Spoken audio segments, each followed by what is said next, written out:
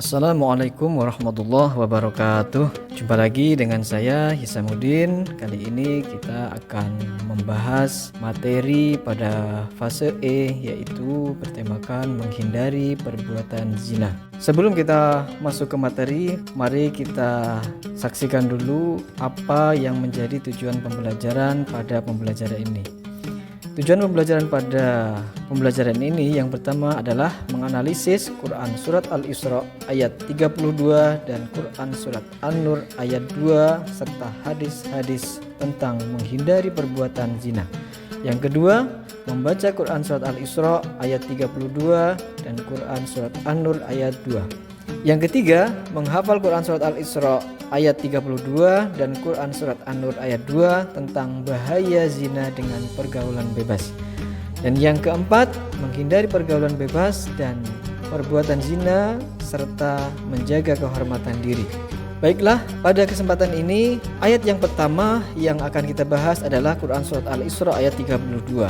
Mari kita baca bersama-sama bunyi dari Quran Surat Al-Isra ayat 32. A'udzu billahi minasyaitonir rajim. Bismillahirrahmanirrahim. ولا تقربوا الزنا إنه كان فاحشة وساء سبيلا. Artinya, janganlah kamu mendekati zina. Sungguh zina itu adalah perbuatan keji dan suatu jalan yang buruk. Selanjutnya, marilah kita mengetahui apa itu pengertian zina. Zina secara bahasa berasal dari kata zana yazni. Artinya yaitu hubungan badan antara laki-laki dan perempuan yang sudah baligh tanpa adanya ikatan pernikahan yang sah sesuai dengan tuntutan ajaran Islam. Para ulama sepakat bahwa hukum zina adalah haram sesuai dengan pesan Quran Surat Al-Isra ayat 32, yaitu larangan yang mendekati zina. Mendekati saja tidak diperbolehkan atau dilarang, apalagi melakukannya. Selanjutnya, macam-macam zina. Zina yang pertama adalah zina muhsan. Apa itu zina muhsan? Zina muhsan adalah perbuatan zina yang dilakukan oleh laki-laki dan perempuan yang sudah menikah.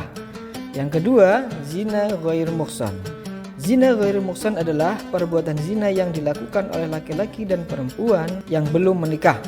Selanjutnya, hukum bagi pelaku pezina. Hukum pelaku zina muhsan yaitu yang pertama dihukum dera atau dicambuk sebanyak 100 kali. Yang kedua, dirajam atau dihukum mati dengan cara dilempari batu sampai mati. Adapun hukuman bagi pelaku zina ghairu muhsan, yang pertama adalah apabila pelaku itu gadis dan perjaka, maka hukumannya adalah dera atau cambuk 100 kali dan diasingkan dari wilayah tempat tinggalnya. Yang kedua, apabila pelaku zina ghairu muhsan adalah janda atau duda, maka hukumannya adalah dera 100 kali dan hukuman rajam hingga meninggal dunia. Dampak perbuatan zina, dampak yang akan ditanggung di dunia, menghilangkan kewibawaan. Yang kedua, menyebabkan kefakiran. Yang ketiga, memperpendek umur. Kita ketahui bahwa pelaku zina banyak terkena penyakit-penyakit yang mematikan. Yang kedua, dampak yang akan ditanggung di akhirat. Yang pertama adalah mendapatkan murka Allah Subhanahu wa taala. Yang kedua, mendapatkan hisab yang sangat buruk. Yang ketiga, mendapatkan siksa yang sangat pedih. Selanjutnya, kita membahas tentang Quran Surat An-Nur ayat 2. Nah, Quran Surat An-Nur di sini menjelaskan tentang hukum atau hukuman yang dilaksanakan kepada pelaku zina. Mari kita baca bersama-sama bunyi Quran Surat An-Nur ayat 2. Bismillahirrahmanirrahim. Az-zaniyatu waz-zani fajlidu kulla wahidin minhuma mi'ata jaldah ولا تأخذكم بهما رأفة في دين الله إن كنتم تؤمنون بالله واليوم الآخر وليشهد عذابهما طائفة من المؤمنين.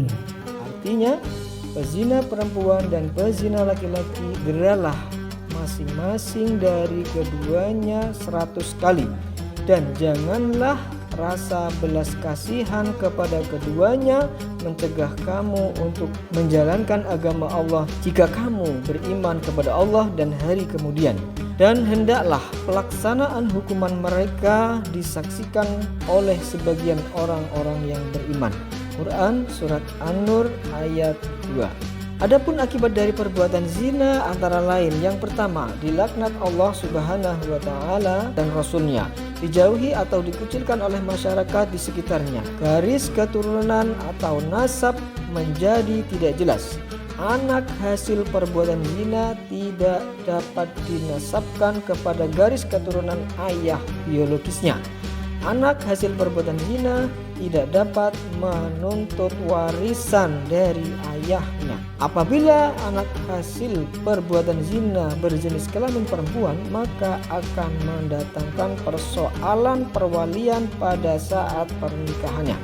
Yang terakhir, marilah kita membahas tentang cara menghindarkan diri dari zina dan pergaulan bebas. Yang pertama, tidak berdua-duaan dengan lawan jenis. Nah, hal ini sudah dijelaskan dalam hadis Rasulullah SAW yang melarang antara laki-laki dan perempuan berdua-duaan, melainkan ketiganya adalah syaitan, yang akan menjerumuskan ke dalam perbuatan zina.